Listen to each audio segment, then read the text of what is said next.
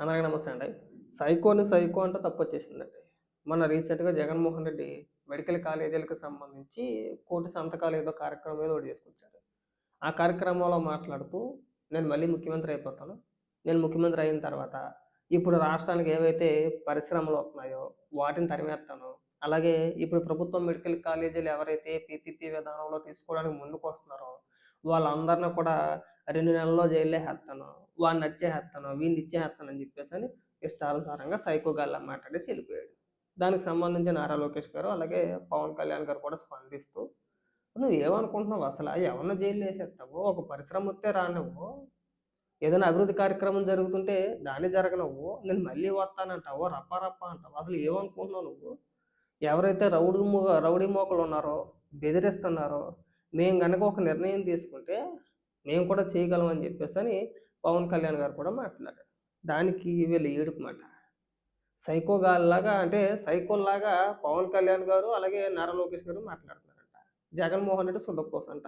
ఆ! ఒకసారి సాక్షిలో ఈశ్వర్ గారు ఏం మాట్లాడుతున్నారో వినిపిస్తా చూడండి. 1,04,00,000 సంతకాలు. హ్మ్. ప్రభుత్వ మెడికల్ కాలేజీలను పీపీపీకి ఇవ్వడాన్ని వ్యతిరేకిస్తూ జగన్ పిలుపుతో సంతకాలు పెట్టిన వారి సంఖ్య అక్షరాల 1,04,00,000. సరే. అంటే దాదాపు 1,00,00,000 కుటుంబాలు సంతకాలు పెట్టినట్టే. ఇదే ఇప్పుడు ఆ ముగ్గురి వెన్నులో వణుకు పుట్టించింది. అర్జెంట్ గా రోడ్డెక్కాలని, జగన్మోహన్ రెడ్డిని అడ్డదిడ్డంగా తిట్టాలని, సైకో భాష, పీకుడు భాష వాడాలని ఆ ఇద్దరికి ఆదేశాలు వచ్చాయి. అంతే రోడ్డెక్కిన లోకేష్ పిచ్చి సన్నాసి ఈ పీకుడు భాష, వాడు, వీడు, బూతులు తిట్టించడం ఇవన్నిట్లికి కూడా ప్రారంభించింది లేదంటే వీటికి కారణం జగన్మోహన్ రెడ్డి. జగన్మోహన్ రెడ్డి ముఖ్యమంత్రిగా ఉండగా మంత్రుల చేత బూతులు తిట్టించాడు. జగన్మోహన్ రెడ్డి అనేక సందర్భాల్లో నా ఇంటికి కూడా పీకలేరని చెప్పేసి బోలెడుసార్లు మాట్లాడాడు. అప్పుడేం మనకేం బాధ అనిపించలా. జగన్మోహన్ రెడ్డి మాట్లాడే మాటలు అవన్నీ కూడా కొత్తగా వచ్చి ఎడితే ఎలారా?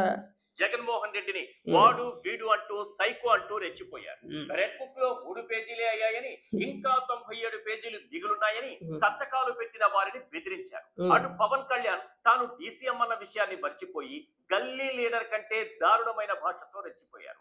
తాట తీసేస్తా, రోమాలు పీకేస్తా, చేతిలో గీతలు చెరిపేస్తా అంటూ ఊగిపోయారు.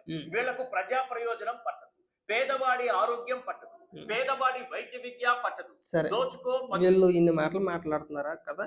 పేదవాడికి అంటే పేదవాడి ఆరోగ్యం పట్టదు, వాళ్ళు చదువుకోకూడదు, ప్రభుత్వ మెడికల్ కాలేజీలు మొత్తం మేము ఫ్రీగా అప్పచెప్పేస్తున్నాం అని చెప్పేసి ఇన్ని మాటలు మాట్లాడుతున్నారు కదా. జగన్మోహన్ రెడ్డి ముఖ్యమంత్రిగా ఉండగా ప్రభుత్వం జారీ చేసిన జీవోలు, అప్పుడు జగన్మోహన్ రెడ్డి ముఖ్యమంత్రిగా ఉండగా అప్పుడు జీవోలు, అలాగే గెజిట్ నోటిఫికేషన్ పూర్తిగా చదివి వినిపిస్తా వీళ్ళు ఏమైనా రాశారు ఏంటి అనేది. ఇదిగో జీవో నెంబర్ వచ్చేసి 108, డేట్ వచ్చేసి 19/7/2023. ఆ జీవోలో ఏమని రాసుకొచ్చారు? 15% సీట్లు ఆల్ ఇండియా కోటాలో వెళ్ళిపోతాయి. మిగిలిన 85%లో 50% జనరల్ కోటా. అంటే 15,000 రూపాయలు ఫీజు. ప్రభుత్వం మెడికల్ కాలేజీలో తమిళనాడు అయినా లేదంటే తెలంగాణ అయినా కానీ సేమ్ అంతే ఉన్నాయి. 15,000-20,000 లోపే ఉంది.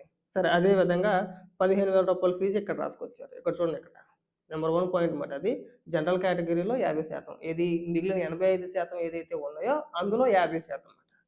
మిగిలిన 35% సెల్ఫ్ ఫైనాన్సింగ్ అంట. ఫీజు ఎంత అనుకుంటున్నారు?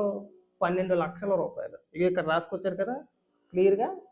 తర్వాత 3వ పాయింట్ వచ్చేసి ఎన్ఆర్ఐ కేటగిరీ.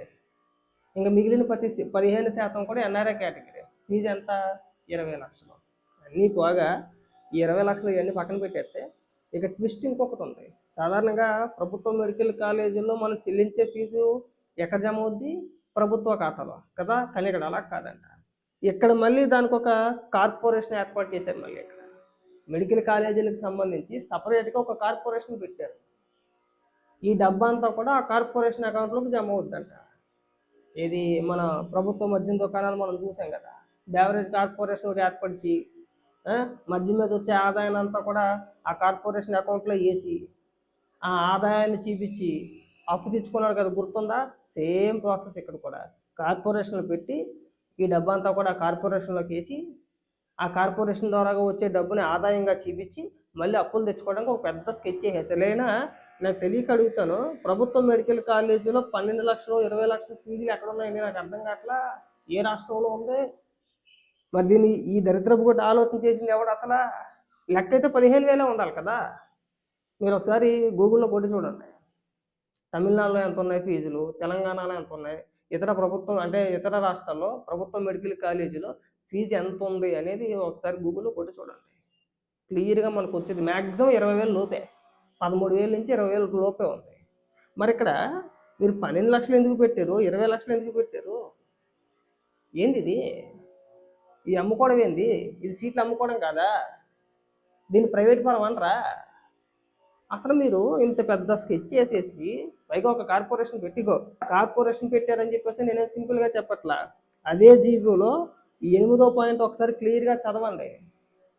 ఈ ఫీజులంతా కూడా వీటన్నిటికీ కూడా ఒక కార్పొరేషన్ పెట్టి ఆ కార్పొరేషన్‌లో జమ అవ్వాలని చెప్పేసి నీట్‌గా రాసుకొచ్చారనమాట. ఇక్కడ వాళ్ళు రాసుకొచ్చింది ఏది? కార్పొరేషన్ ఎందుకు ప్రభుత్వ ఖాతాలో జమ చేయలేదా?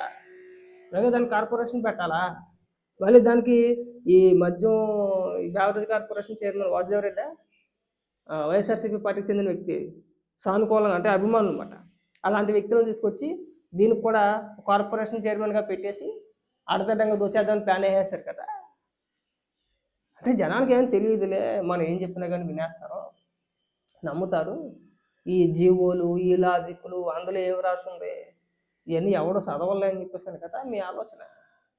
దానికి సమాధానం చెప్పండి. మెడికల్ కాలేజీల గురించి ఎవడు మాట్లాడినా సరే, మీరు ఎంతమంది మాట్లాడినా పర్వాలేదు, కానీ ఈ ప్రైవేట్ పరం సెల్ఫ్ ఫైనాన్సింగ్ అని చెప్పేసి తీసుకొచ్చి 35% మందికేమో ఈ సెల్ఫ్ ఫైనాన్సింగ్ అని చెప్పేసి 12 లక్షల రూపాయలు, అలాగే 15% ఎన్ఆర్ఐ కేటగిరీ అని చెప్పేసి 20 లక్షల రూపాయలు ఎందుకు తీసుకోవాలి? మరి దానికి సమాధానం ఎవరు చెప్తారా? ఇకపోతే ఇంక భాష గురించి అసలు మీరు మాట్లాడకూడదు. దాన్ని ప్రారంభించిందే మీరు. ఈ పీకుడు భాష ఏం పీక్కుంటారు పీక్కోండి, ఎవడు ఏమీ పీకలేడు, డామ్ డూన్ డకారం, మేము తిరగ తీసేస్తాం, రప్ప రప్ప కోసేస్తాం. ఇవన్నీ ప్రారంభించింది ఎవరు? మీరు కాదా? ముందు జగన్మోహన్ రెడ్డి చెప్పన్నా. జగన్మోహన్ రెడ్డి గారు, మీరు బయటకు వెళ్తే మరీ బొత్తిగా పీకుడు భాష అన్ని మాట్లాడుతున్నారు, అవన్నీ మాట్లాడమాకండి, జనాలు నవ్వుకుంటున్నారు, మరీ దరిద్రంగా ఉంది. నువ్వు మాజీ ముఖ్యమంత్రి, మరీ లీగల్లా మాట్లాడుతున్నావు, అవన్నీ మాట్లాడకూడదు. మనం ఒక మాట్లాడాలి, 10 మాటలు అంటారు, మళ్ళీ తిరిగి మళ్ళీ ఇక్కడ మేము కవర్ చేయలేక చచ్చిపోవాలని చెప్పేసి జగన్మోహన్ రెడ్డికి చెప్పండి. మరి జగన్మోహన్ రెడ్డి చెప్పలేరు, ఇక్కడికి వచ్చి అప్పాబాయి కవర్లు చెప్తా ఉంటే మేము వినాలి. ఈ మధ్యకాలంలో జగన్మోహన్ రెడ్డి ఎప్పుడు మాట్లాడినా, ఏ సందర్భంలో మాట్లాడినా, నేను ఆడిని జైల్లో వేసేస్తాను, ఇన్ని జైల్లో వేసేస్తాను, మేము వచ్చి రప్ప కోసేస్తాం, మ్యాజిక్ ఫిగరు 88 దాటగానే కోసేస్తాం అందరినీ. నిన్న మొన్న ఆ పుట్టినరోజు సందర్భంగా కూడా వైసీపీ కార్యకర్తలు ఫ్లెక్సీలు వేయించేసుకోలేదా? ఫ్లెక్సీలు ఏమని మాట్లాడతారండి మీరు? ఏమని వేయిస్తారు ఫ్లెక్సీల్లో? నరుకుతారా? ఒక్కొక్కరు నరికేస్తారా? మీరు వస్తే 28 సీట్లు దాటగానే మ్యాజిక్ ఫిగర్ దాటగానే ఒక్కొక్కరు నరికేస్తారా? ఎవరు నరికేస్తారో, ఎవరు నరికించేసుకుంటారో. అందుకు కాదు మీకు 11 మూల కూర్చోబెట్టింది, పక్కన కూర్చోబెట్టింది. ఇంకా బుద్ధి రాకుండా, ఇంకా సిగ్గు చెరువు లేకుండా మేము ఒత్తి వేసేస్తామండి, మమ్మల్ని ఎవడు అడ్డుకోలేడండి, మా అంత పెద్ద మొగుడు ఎవడో లేడండి, మేము పెద్ద తోపు తురుము కానువండి, ఎందుకండి ఈ అప్పబాయ కూరలని ఎవడంటాడు? అన్నిటి మీద వ్యతిరేకమే, ఇంకా అడ్డగోలు వాదనే. దానికి సమాధానం చెప్పండి. ఇవన్నీ వద్దు, మెడికల్ కాలేజీల గురించే పోనీ మాట్లాడదాం, సబ్జెక్టే మాట్లాడదాం. పోనీ మీరు 12 లక్షల రూపాయల ఫీజులు, 20 లక్షల ఫీజులు ఎందుకు పెట్టారు? మీరు ఇచ్చిన జీవోనే కదా అది. పైగా దానికి సపరేట్గా కార్పొరేషన్ ఎందుకు పెట్టాలి? ఈ ఈ వచ్చిన డబ్బంతా కూడా కార్పొరేషన్ అకౌంట్లో ఎందుకు జమ అవ్వాలి? ఎవరి కోసం? ఏ రాష్ట్ర ప్రభుత్వాలు కూడా అలా చేయట్లేదే. ఇప్పుడు తమిళనాడులో ఉంది, తమిళనాడుకి సపరేట్ కార్పొరేషన్ పెట్టలా.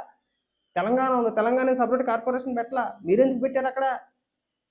సపరేట్ కార్పొరేషన్ పెట్టాల్సిన అవసరం వచ్చిందండి.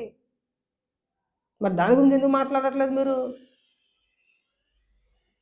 ఇప్పుడు 15% ఆల్ ఇండియా కోటాలో ఇచ్చేసారు, పక్కన పెట్టేసాను, బాగుంది. మిగిలిన 85%లో 50% జనరల్ కేటగిరీ అన్నారు, అంటే 15,000 రూపాయల ఫీజు, బాగుంది, ఓకే.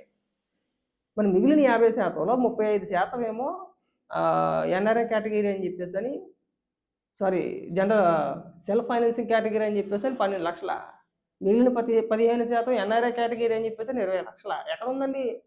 ఏ ప్రభుత్వం మెడికల్ కాలేజీల్లో ఉంది 20 లక్షలు 15 లక్షల ఫీజులు? మీరు తినేస్తాను కాదా? మరి దీని గురించి ఏం మాట్లాడతారు ఇక్కడ? ఈ వద్దు, మరీ అంత జనాలు పిచ్చోళ్ళు ఏమీ కాదు.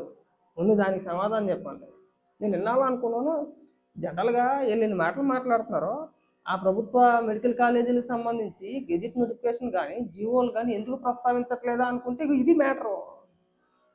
నేను ప్రస్తావించకపోవడం గల మెయిన్ కారణం ఏంటంటే ప్రస్తావిస్తే మొఖం మీద తుప్పుకు మూసేస్తారు. ఏ ప్రభుత్వం మెడికల్ కాలేజీలో ఉన్నారా 12 లక్షలు 20 లక్షల ఫీజులు, పైగా దానికి సపరేట్గా కార్పొరేషన్ పెట్టడం ఏంటని చెప్పేసి అని దిక్కు మళ్ళీ సవట సన్నాసులారా, మీరు మాట్లాడాలి మేము వినాలి. మేము మూసుకోండి. మామూలుగా ఈ సైకో భాష, ఈ పిచ్చి భాష ముందు జగన్మోహన్ రెడ్డిని మానేమని చెప్తే బాగుంటుంది.